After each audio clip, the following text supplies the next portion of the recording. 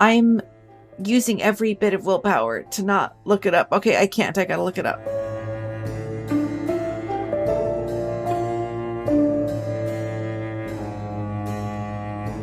Welcome, stranger, to Madame Strangeways, where I, Madame Strangeways, narrate your true strange stories of the unexplained. Whether you're a skeptic, a believer, or some secret third thing, stick around after the story where I will share my strange thoughts and strange research about said strange story. Along the way, I'll also drag you down a slew of strange rabbit holes, kicking and screaming if needs must. But before we get to today's true strange story or any sort of kicking or screaming, the strangest of shoutouts to my Patreon patrons: TJ Hodder of the Tapes of Trepidation podcast, Gmanmusic, Ted, Keith, and Tori. Thank you so much to my feral fiendish five for supporting the show. Hear your name at the beginning of every episode, get a free sticker, and get bonus Madame Strange Notes episodes for joining the Patreon today at patreon.com/madamestrangeways. Oh, was that thunder? It must be about to rain hellcats and hellhounds outside then, so you know what that means. Settle in for a true strange story here with Madame Strangeways.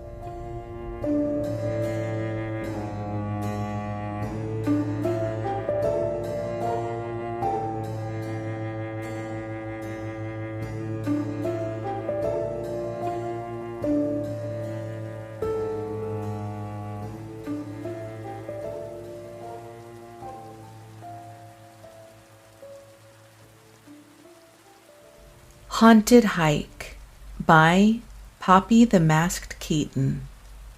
I'm not going to hide my friends' names because I'd just forget halfway through the story anyway. This is the tale of the time me and my childhood friends went on a haunted hike in the Appalachian Trail.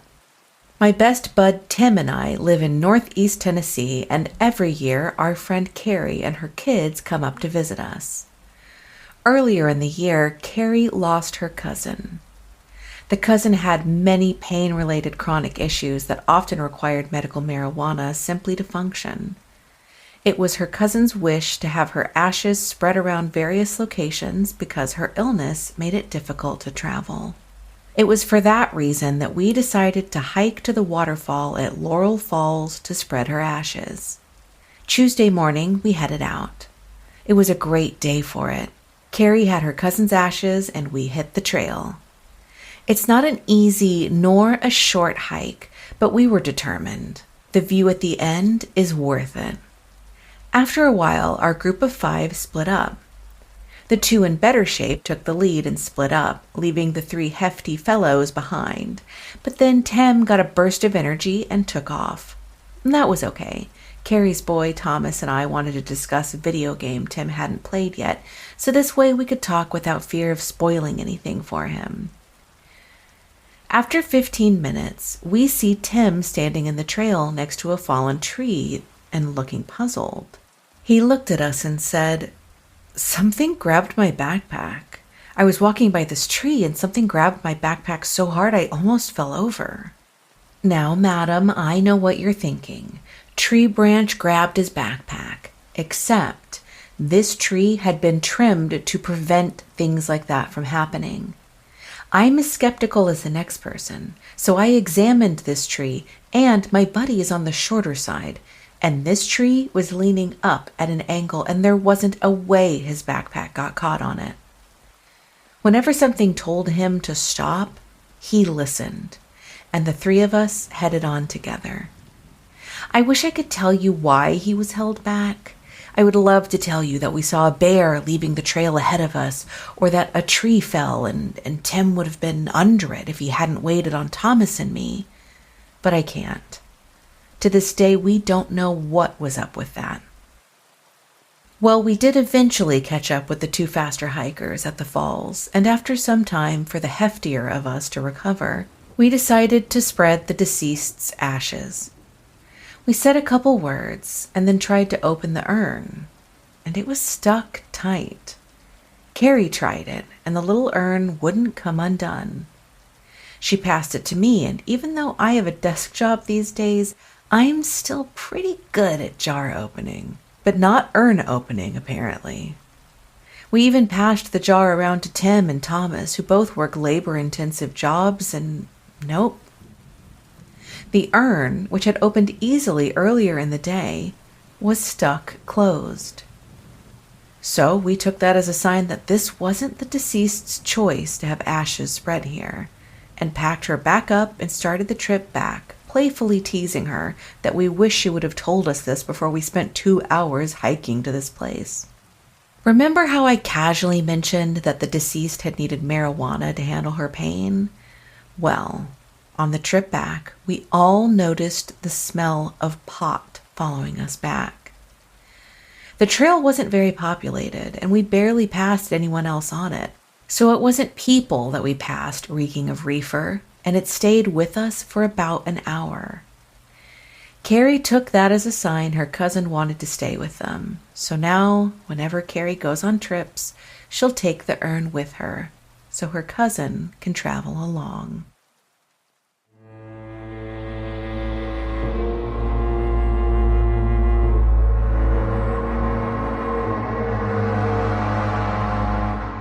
Poppy the Masked Keaton, thank you so much for allowing me to read your story on the show. In fact, thank you for emailing me your story to madamestrangeways@gmail.com. Hint, hint, if anyone else has a story, that's how you get it on the show. Thank you so much, Poppy the Masked Keaton. Actually, Poppy. Can I call you Poppy? I'm going to call you Poppy. Not like I, Poppy, just Poppy, like the flower, like your name. It's fine. So thank you, Poppy, for sending in your story. What a touching, heartwarming story. Also spooky. Also spooky. We love a spooky story here. Obviously, a strange story. But I like it when it's strange and it's sweet.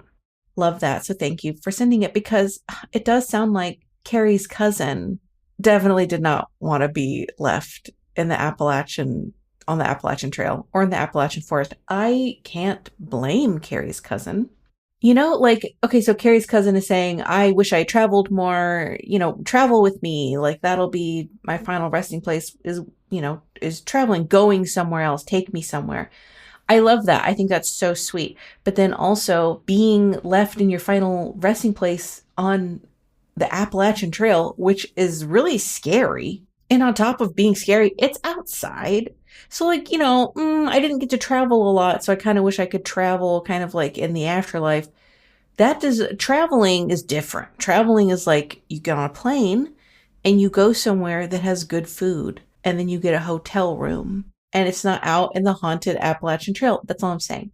I feel like Carrie made the right call reading into how the urn was just unable to be opened. But it does feel like Carrie's cousin was sending y'all a message. Like, this ain't it. Like, I love where your heart is at. I love where your head is at. Maybe let's not do this, though. And I do appreciate that you're like, well, that would have been nice to know before we did the hike. I also would not do well on a hike, personally. I've said before, I'm an indoor cat, not a hiking cat. I don't know if there is a type of cat that hikes. I guess that would be like a bobcat or like a cougar. Maybe those are the cats that take hikes. So I'm with you. I'm with you, Poppy. I'm in the same boat as you. I did love how you were like, now, madam, I know what you're thinking. It didn't get snagged on a branch. The backpack did not get snagged on a branch. That just made my day reading that line, because, oh my gosh, like, you're talking to me. That's so exciting. You knew what I was thinking. It's great. So thank you for that. It is scary, though, that it wasn't a tree branch, that you examined it. Skeptically checked out the area, didn't see any tree branches, didn't see any way that backpack could have been pulled, yanked. Very scary. Even in broad daylight. Scary. Because what was that? What do you mean? Something grabbed someone's backpack on a hike. No, thanks. I'd be done. Bye. This is a sign. And luckily, you said your friend Tim was super smart and listened to intuition and listened to signs like that. So really glad. Even if you said like, oh, I'd really like to say that, like, oh no, we narrowly missed a boulder, or I don't know, are there boulders falling? on the Appalachian Trail? I don't know. Let me know. madamestrangeways@gmail.com. Are you a boulder that has fallen on someone on the Appalachian Trail? Let me know. Let me know. I'm curious. I'm just what I'm saying is like, oh, you'd like to have said that because that would have made a really cool story, but nothing ended up really happening, except you don't really know that something, because this is what I think about a lot. I don't know if y'all think about this. I don't know if this is how y'all's brains work. My brain works like I will think, I wish I could save my game, my life, right now, pause, save, then play another save file from that point and see what would have happened. Because that's how I play video games if I'm able to do it, like Fallout 4 or like Morrowind. I was gonna say Skyrim, but I didn't play very much of Skyrim, but I played a lot of Morrowind. And that's how I play those games. It's like I get to a point where I need to solve a puzzle, or I get to a part where it's difficult, and I'm gonna pause it and I'm gonna save it. And then I'm gonna allow myself to potentially fail, and then I've got my save point. So that's what I want. That's what I think about all the time. IRL. It's like, dang, I wish I could pause. So you can't do that. So we'll never know if there actually was something that y'all avoided by waiting and like listening. And so we'll just never know. We'll never know. I think that's kind of even creepier, honestly, not knowing. Oh, I hate not knowing. Not knowing is the worst. It's so scary. And it feels like you're not in control. Anyway, I like thinking that Carrie's cousin was really just, like, no, guys, that's it. I think, honestly, this could be a one and done. This could potentially be my shortest episode because I like that explanation. Carrie's cousin said, nope, I would like to continue traveling with you. I did not ask to be spread along a spooky, haunted, scary hiking trail. But I still enjoy talking about Appalachia, even though I've talked about it a couple times already. And I'm going to talk about it more. So here we go. We're going to jump in. I have talked at length about Appalachia, specifically the mountains, in episode 32, Chased in Appalachia. So if you want to hear a deeper dive into the specific Appalachian mountains themselves, please go listen, because I learned a lot of stuff that I had not known about Appalachia in that episode. But I'm not going to really rehash it here, but this is also more about the Appalachian Trail, which is where this was set. And so, yes, the Appalachian Trail is on the Appalachian Mountain. We're going to get into it. Okay, first we're going to kind of discuss and talk about the Appalachian Trail, Appalachian Mountains briefly. Then we will get into our theories. I will share some limited, mundane / skeptical / naturalistic explanations for what could have happened. And then, as always, I will share some paranormal options that may not be entirely due to Carrie's cousin. I still think that's the best theory. I think honestly, close the book on it. However, you know me, Yapper's Dilemma. I'm going to keep yapping, strange yapping all day long. All right, here we go. So since the story was set in Northeast Tennessee, what that puts it near is actually not just Tennessee. If you listen, are you good at geography? As you may know, if you've listened to the show, I am a geography genius. I am really good at geography. So I didn't even need to look this up to know where it is on a map. I could point to it on a map 100% right now. I don't know if you can tell. Obviously, I probably wouldn't be able to identify Tennessee on a map prior to my research of looking very closely at Tennessee today. However, I could have gotten really close to it. Anyway, Tennessee borders Northeast Tennessee, borders North Carolina, Virginia, and Kentucky. And of course, it has the Appalachian Mountains running through it. So here's from Wikipedia. The Appalachian Range runs from the island of Newfoundland in Canada, 2,050 miles southwestward to central Alabama in the United States, which is really far. It's really far. Okay, this is what I thought was crazy. I didn't know this, even from my previous research.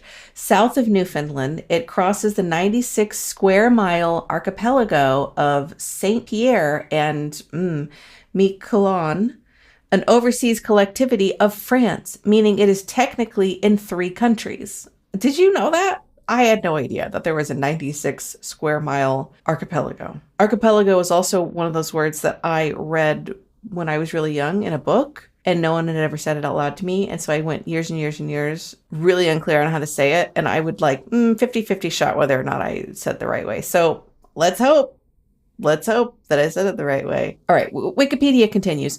The range is older than the other major mountain range in North America, the Rocky Mountains of the West. Some of the outcrops in the Appalachians contain rocks formed during the Precambrian era. Really long time ago. The geologic processes that led to the formation of the Appalachian Mountains started 1.1 billion years ago, billion with a B. Crazy long time ago. And in my previous Chased in Appalachia episode, I do kind of talk more about, because you may be thinking this, I may be reading your mind right now. You may be thinking that you've heard that the Appalachian Mountains are so old. How old are they? This is Madam from the future while editing. I couldn't resist. Okay. Back to your scheduled strange program. That the Appalachian Mountains are so old that there must be some reason why humans are so scared of the Appalachian Mountains, and that it's some sort of primal instinct that we have, that something is there. And it's been so long that it's been there that maybe there's something lurking there that's not human. Very spooky. I love that sort of angle. Gives me goosebumps. I do talk about it in depth in the Chased in I can't remember the name of this episode, in the Chased in Appalachia episode, which it's really interesting. So go back and listen. Not right now. Wait till you're done. Then go back and listen. I'll allow it. But okay, enough about the Appalachian Mountains, because we are on the Appalachian Trail, otherwise known as the AT, shortened to the AT if you're in the know. If you're nasty, you can call it the AT. Okay, this is from Wikipedia again. The Appalachian Trail, also called the AT, that's what I just said, is a hiking trail in the eastern United States extending almost 2,200 miles between Springer Mountain in Georgia and Mount Katahdin in Maine, and passing through 14 states. 14 states. The Appalachian Trail Conservancy claims that the Appalachian Trail is the world's longest hiking-only trail. Of course they would say that. It feels like the Appalachian Trail Conservancy would be the first person to make that claim. Anyway, more than 3 million people hike segments of the Appalachian Trail, or the AT, each year. That's a lot of people. From south to north, the AT passes through Georgia, North Carolina, Tennessee, Virginia, West Virginia, Maryland, Pennsylvania, New Jersey, New York, Connecticut, Massachusetts, Vermont, New Hampshire, and Maine. Fun fact, Native American hunter-gatherers first arrived in what is now Appalachia over 16,000 years ago. That's so long ago. 16,000? That's so many years. Let's put it in perspective. 5,000 years ago, around 3000 BC, you had major civilizations like Mesopotamia and Egypt beginning to form.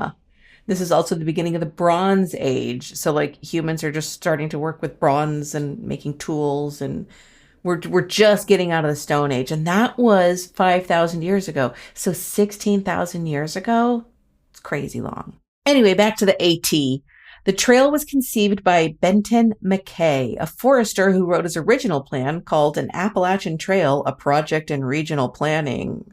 Snooze fest. So boring. Shortly after his wife's death in 1921. Oh, that's sad. I probably shouldn't have made fun of that.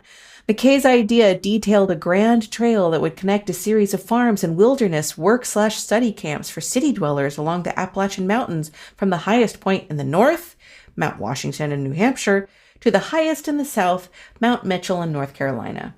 Hiking was an incidental focus of his plan. So this man, McKay, is hiking? Why would anyone hike? He's not even considering hiking. So I still don't fully understand why he wants to make a trail. But, what do I know? I didn't know this. Here we go. Throughout its length, the AT is marked by white paint blazes that are 2 by 6 inches. If you're curious, a white paint blaze is literally just someone just slaps some white paint on a tree trunk. It's 2 by 6 inches. That's it. That's how you mark whether or not you're on the trail. That seems dangerous. Does that not seem dangerous? Like, I feel like, what if I wander? What if I miss it? What if I blink right as I'm passing a tree that has a 2 by 6 inch spot of white on it? You see what I mean? Listen, have you been to the AT? Obviously, Poppy, you have. So let me know. But if anyone else, if you're listening, have you been to the AT? Did you get thrown off by the fact that that's the only thing that keeps you on the trail? I feel like I would get lost and then I would wander off and die. Like, okay, this isn't a true crime podcast, but I found this in my research. This woman wandered off the trail probably because she blinked as she was passing a white paint blaze, and then she survived 26 days in the wilderness. She got lost. They couldn't find her. Nobody could find her. She survived 26 days and then she eventually died because she was not prepared to be lost in the Appalachian Mountains. She was not prepared to be lost on the trail.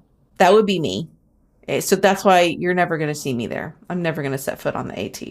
That's just a fact. Okay, so we're going to get into some theories now. So theories, as always, I do like to look at it through two lenses. One, more of a skeptical lens, and then the other, more of a believer lens, paranormal. So obviously, I have a lot of paranormal ideas here, and I have but one, but I feel strong theory from a mundane angle. And we're going to open with that. So as you know, as I've said, I am not a big hiker, so I don't have a lot of personal experience hiking to be able to say, oh, I've actually encountered something like that before. And it was this easily explainable, mundane explanation, but it was still spooky. So nope, I don't have that. What I do have is an imagination. So picture this.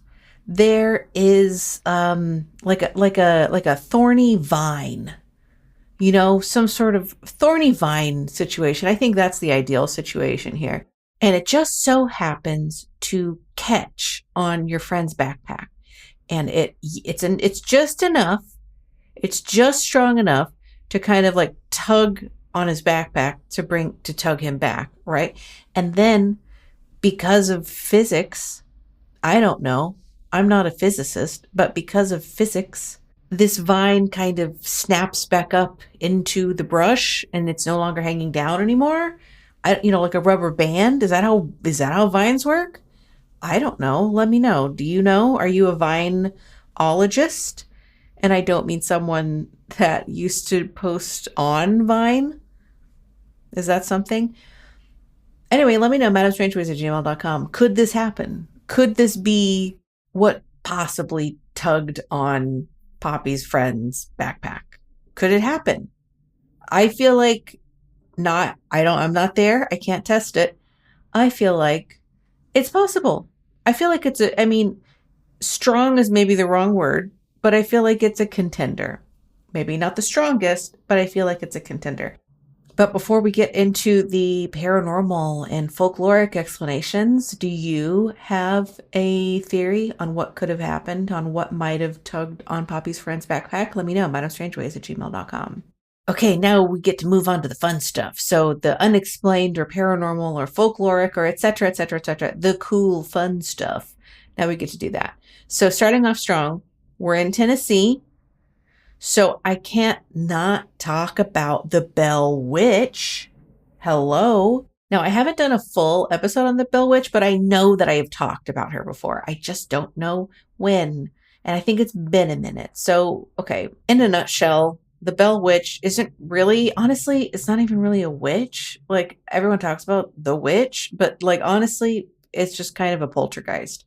Basically, just imagine a poltergeist situation, but they attribute it to a witch, but the witch is invisible. And also sometimes you hear the story told as if there is no witch and it's just a disembodied voice, some sort of spirit. And in the story, a man dies and it's blamed on the Bell Witch. Very, very scary, very spooky. And in fact, of course, my beloved Blair Witch Project movie was kind of based on, like, loosely the Bell Witch. So, and I love a witch. Any witch, I'm into it. Any which way you slice it, I love a witch. But here's the thing with the Bell Witch.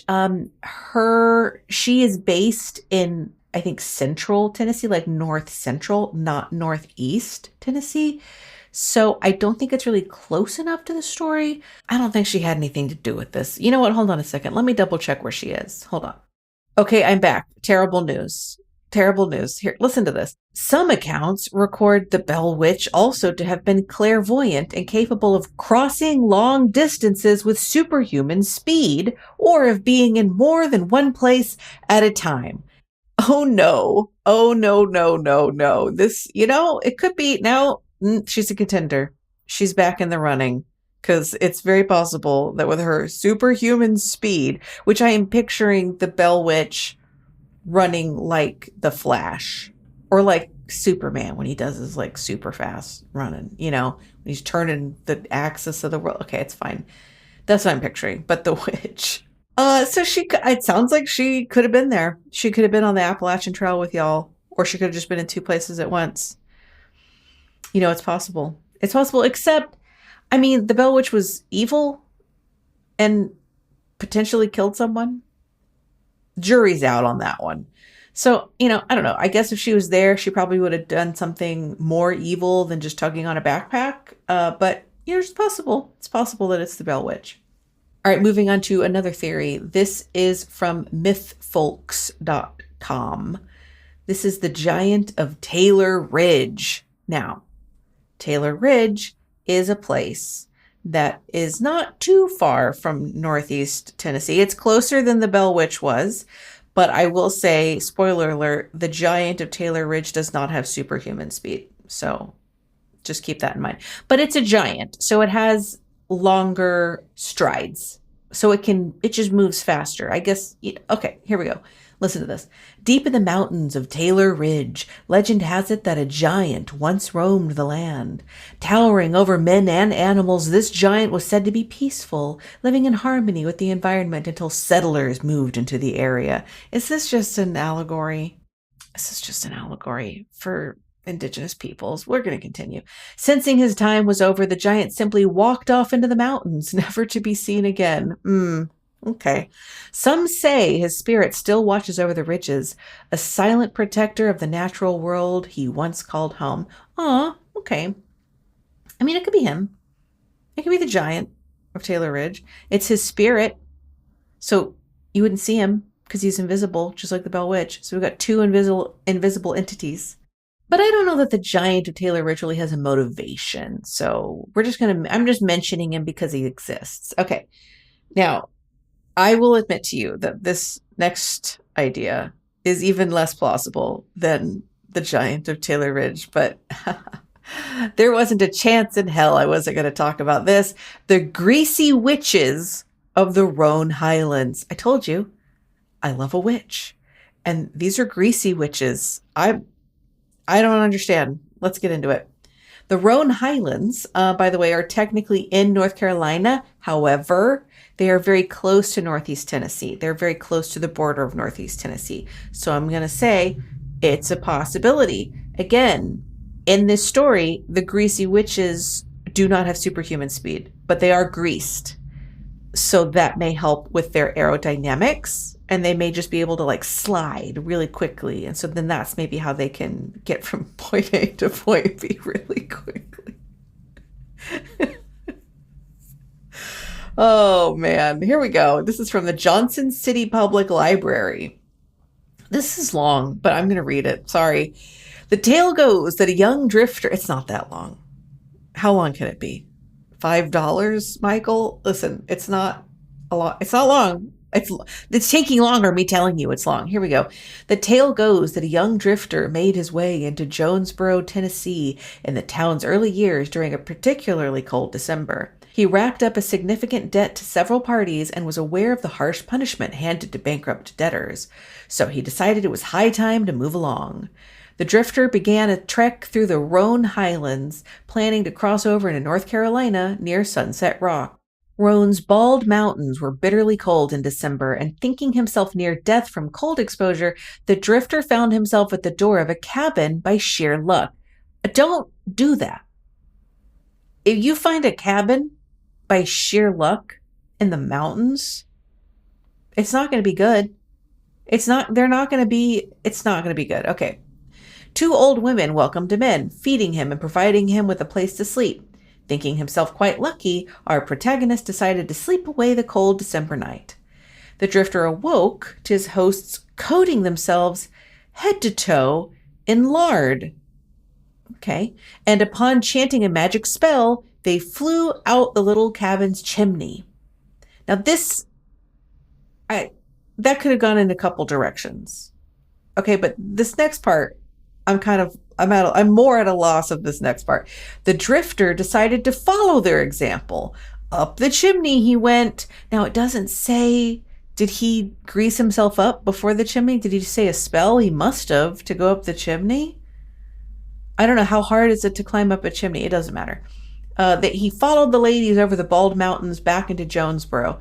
There he found them shopping, quote unquote, filling sacks to the brim with the general store's food and whiskey. He had a particular liking for whiskey, especially free whiskey, and he awoke sometime later beneath a large barrel of it. The next morning, as you can imagine, the townsfolk were not happy with this thievery, and the man's punishment was arranged to be carried out quickly. As the tale goes, our protagonist was visited in his jail cell by the greasy witches, who struck a bargain in exchange for his freedom. Now, on cold winter nights, folks in small Tennessee towns say they occasionally wake up with lighter cupboards and empty bottles. I don't know why. Who, what, when, where, why. The deal that they struck is that they get to steal stuff from people and then they let this guy out? I'm not following. Do you follow? Are you a greasy witch? Let me know. madamestrangeways@gmail.com. We'll have you on the show. Okay, so I don't think the greasy witches were involved, but they're called the greasy witches. What was I supposed to do? Not talk about them? Are you kidding me? Come on. Do you know me at all? All right, and perhaps an even less likely connection. This is about the Manhattan Project. So if you're not familiar with the Manhattan Project, you clearly have not played Civilizations 5 at a minimum. That's the only one I really played. And I played a lot of it. And I just remember the Manhattan Project when you're getting to the end of the game. And I played a lot of that game. I was not very good at it, but I tried. Anyway, the Manhattan Project was a research and development program undertaken during World War II to produce the first nuclear weapons. Listen, what does this have to do with Tennessee, you may be asking? Well, close to northeastern Tennessee is the Oak Ridge National Laboratory and the Y-12 National Security Complex in Oak Ridge, Tennessee, which I'm saying is not that far away from the place of the story in northeast Tennessee. With the Manhattan Project and advancements in supercomputing and nuclear power happening at both of these places. So what else was going on?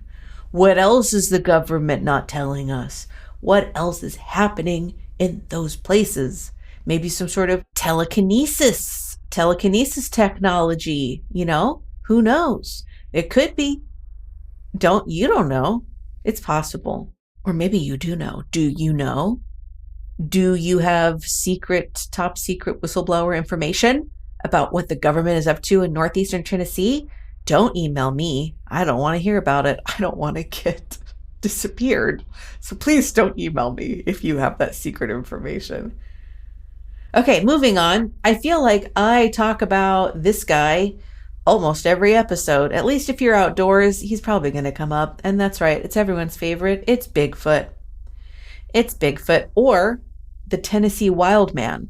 And I'm going to be honest, it's unclear if it's just what people in Tennessee call Bigfoot or if the Tennessee Wild Man is actually a separate entity from Bigfoot. Maybe they're distant cousins or stepbrothers. TBD, unclear. If you know, let me know, madamestrangeways@gmail.com.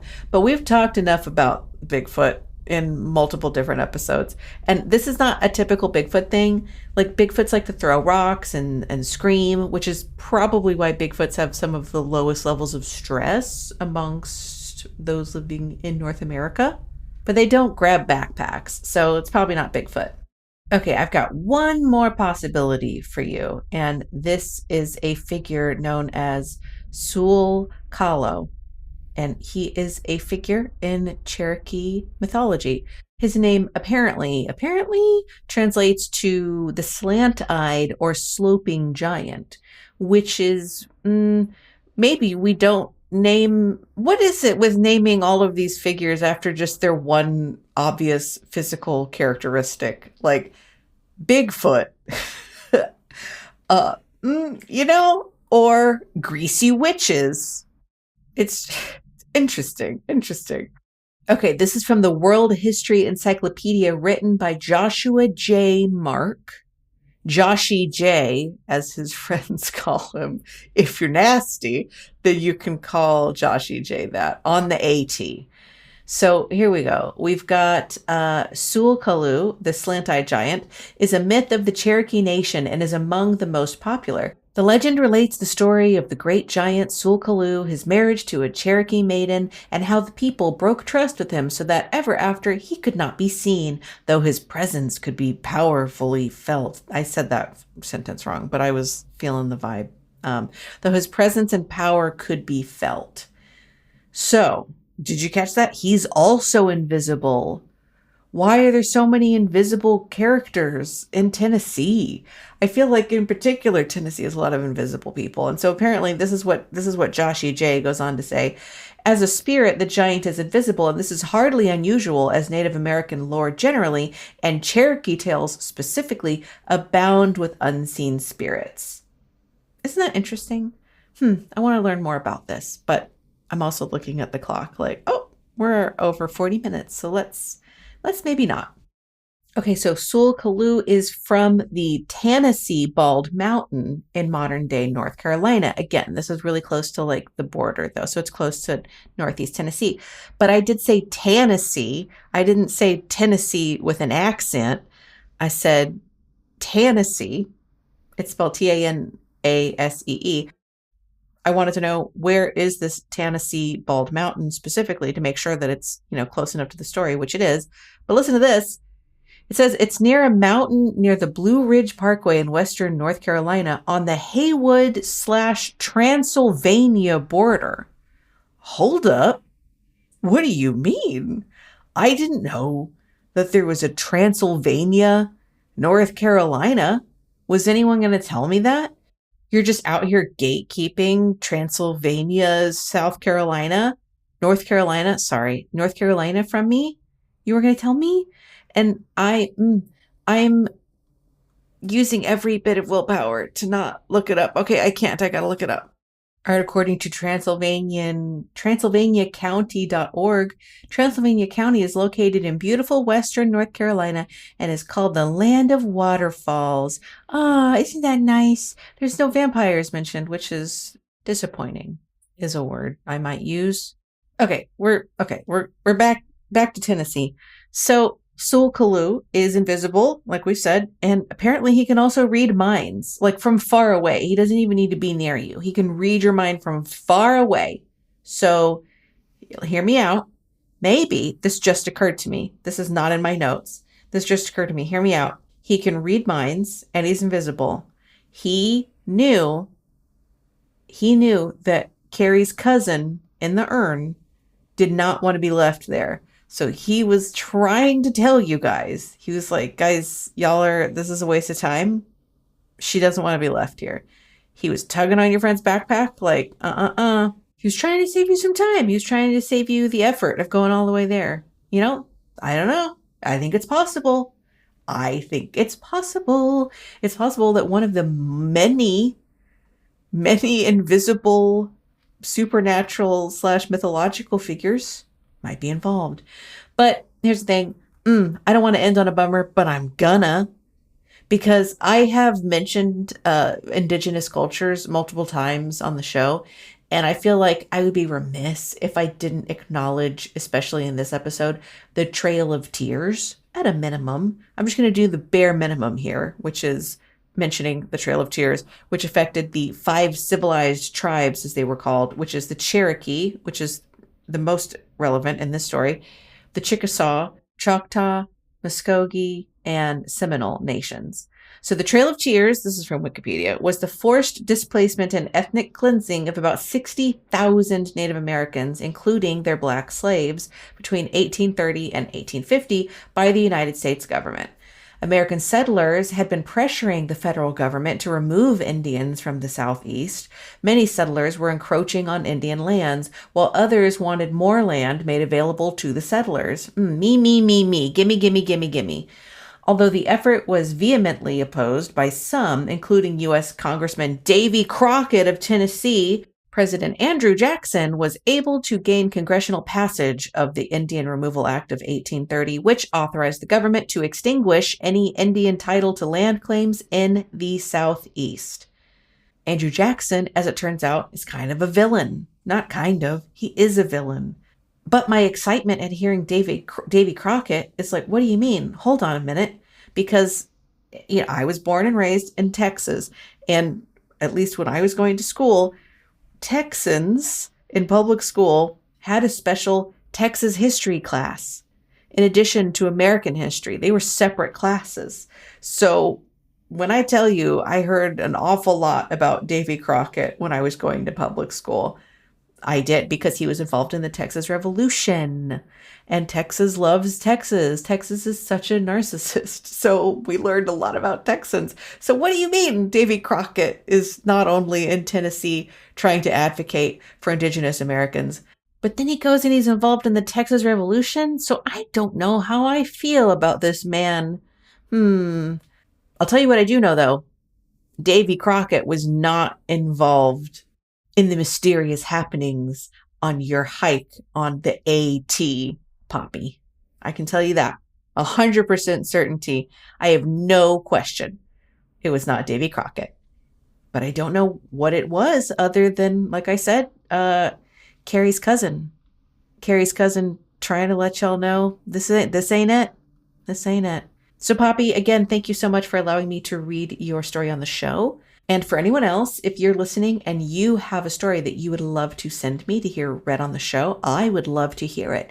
You can email me at madamestrangeways@gmail.com. And I can't wait to read it.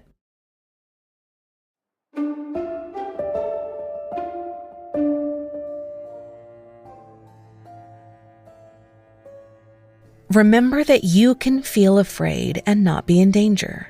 You're safe here with me. Probably. Thank you for joining me for more true strange stories of the unexplained. I'm running a One Madam show here, though, so please do me a strange solid and follow the podcast, or leave me a rating on Apple or Spotify, and or maybe even consider joining the Patreon at patreon.com/madamestrangeways for more bonus content. And please remember, tell your friends and foes about the show. It would mean the world to me. The underworld, obviously. Madame Strangeways is produced and narrated by me, Madame Strangeways. Theme music is by Marina Ryan at marinamakes.co. Cover art is by Andrea Chiselle Roldan at Cult of Teddy on Instagram. Every strange story is shared with the permission of the author. You could submit your own true strange story to madamestrangeways@gmail.com or on madamestrangeways.com. See you soon, she said ominously.